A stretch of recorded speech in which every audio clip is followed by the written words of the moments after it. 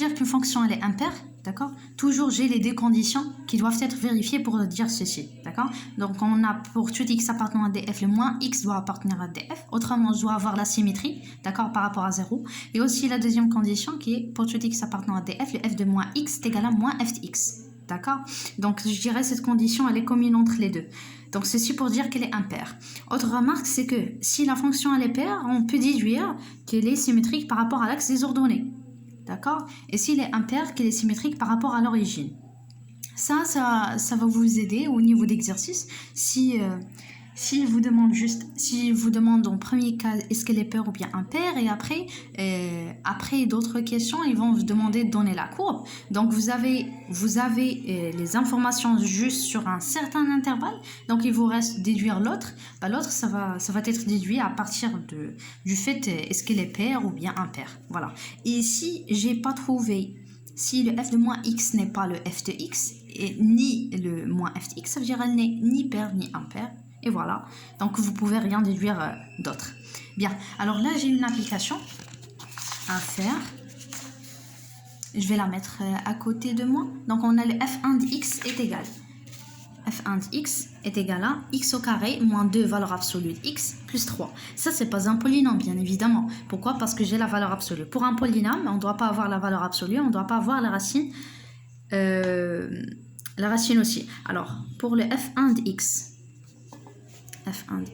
j'espère que c'est clair. Donc on a le x au carré moins 2 valeur absolue de x plus 3. Mais vous pouvez la réécrire. Vous pouvez la réécrire si le x est positif. Si x supérieur à 0, on aura la valeur absolue de x est égale à x. Si x il est inférieur à 0, on aura la valeur absolue de x est égale à moins x. Bien, donc je peux réécrire ma fonction. f1 de x est égal à le x au carré moins 2x plus 3.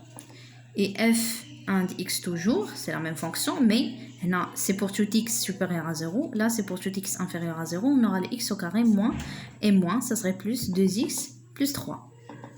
D'accord. Et comme vous voyez, dans les deux cas, soit x est supérieur strict à 0 ou bien x inférieur à 0, d'accord, on aura un polynôme. Autrement, l'ensemble de définition df1, c'est R. D'accord. Donc si c'est R, ça veut dire j'ai la symétrie par rapport à 0. Si je veux le 1, je vais trouver le moins 1. Si je choisis le 2, j'aurai le moins 2, etc. Donc elle est symétrique par rapport à 0. Autrement, la première condition, elle est vérifiée. Pour tout x appartenant à R, le moins x, bien évidemment, il appartient à R. Bien, on passe aux deuxième condition, c'est le fait de calculer f moins x et voir est-ce que j'aurai le f de x ou bien moins f de x. D'accord. Donc f moins x, vous allez prendre la fonction. J'espère que c'est clair. Vous allez prendre la fonction et là où j'ai le x, vous allez mettre le moins x. Donc moins x au carré, moins 2, valeur absolue de moins x plus 3. Alors vous savez très bien que la valeur absolue donne toujours des valeurs positives. Donc vous aurez c'est x au carré, moins 2, valeur absolue de x plus 3. D'accord, ça c'est toujours moins f de moins x. Et ça, c'est exactement la fonction qu'on avait au début. C'est f1. Bon, là, c'est f1 aussi. Donc, c'est f1 de x. Si j'ai obtenu le f de moins x est égal à f de x, ça veut dire que f1 est pair. Tout simplement. D'accord. On passe à la deuxième fonction.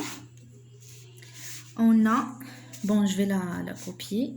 f2x est égal à le 2x au carré plus 3 sur le x au carré moins 1.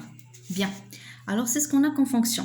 Cette fonction, elle est rationnelle. Elle est définie parce que je préfère, même si ce n'est pas demandé, toujours déterminer l'ensemble de définitions pour que, voilà, je connais sur quel intervalle tu travailles. Donc, df, on met pour tout x appartenant à R, le x au carré moins 1, différent de 0. D'accord. Celle-là, c'est une identité remarquable. Donc, vous faites la résolution de l'équation x au carré moins 1 est égal à 0.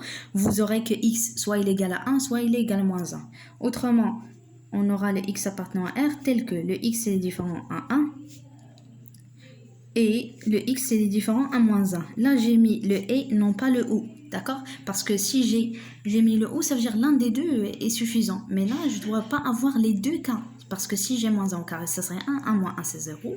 Si j'ai le 1, ça serait 0. Donc, on doit mettre le et. Bien, alors ça c'est l'ensemble de définitions. Comme vous voyez, si je vais l'écrire sous forme d'intervalle, je vous conseille toujours de mettre une droite graduée. Donc on aura R, sauf, voilà, je vais mettre le 1, le moins 1, sauf le moins 1 et sauf le 1.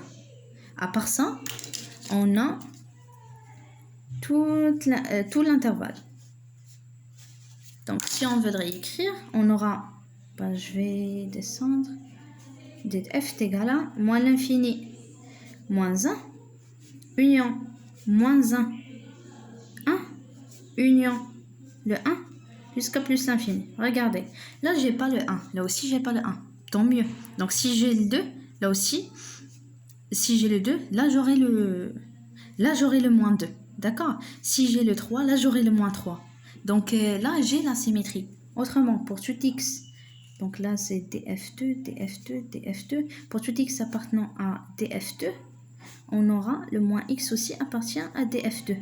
Vous pouvez réécrire, mais parce que c'est long, j'ai choisi de mettre juste df2. Bien, alors là, je dois calculer f de moins x. F de moins x, c'est quoi? C'est 2, le moins x au carré, plus 3, sur le moins x au carré, toujours, moins 1. Donc, moins x au carré, c'est x au carré. 2x au carré plus 3 sur le x au carré moins 1.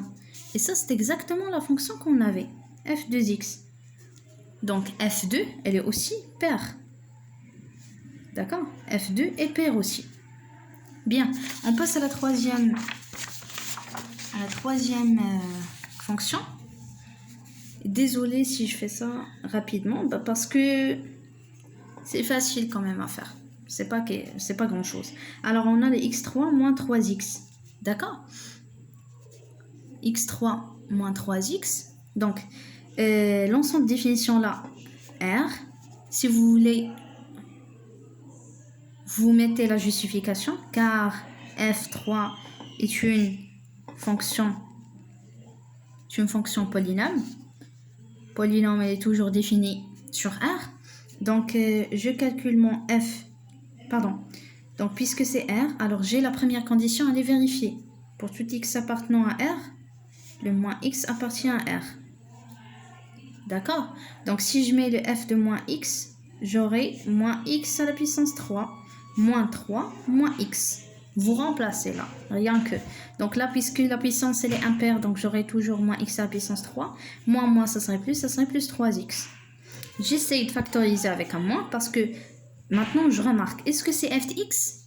Non. J'essaye de factoriser et on verra est-ce qu'on aura moins f de x. Donc moins, on aura les x3 moins 3x. Là, est-ce que c'est f de x? Bah oui, c'est la même fonction, donc c'est moins f de x.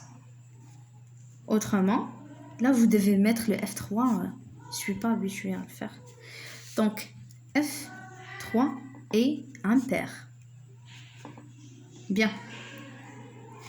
Là, pour ne pas mettre une très longue vidéo, je vais vous laisser ces deux exemples à faire et vous me dites ce que vous avez trouvé au niveau de commentaires. D'accord? Bonne chance.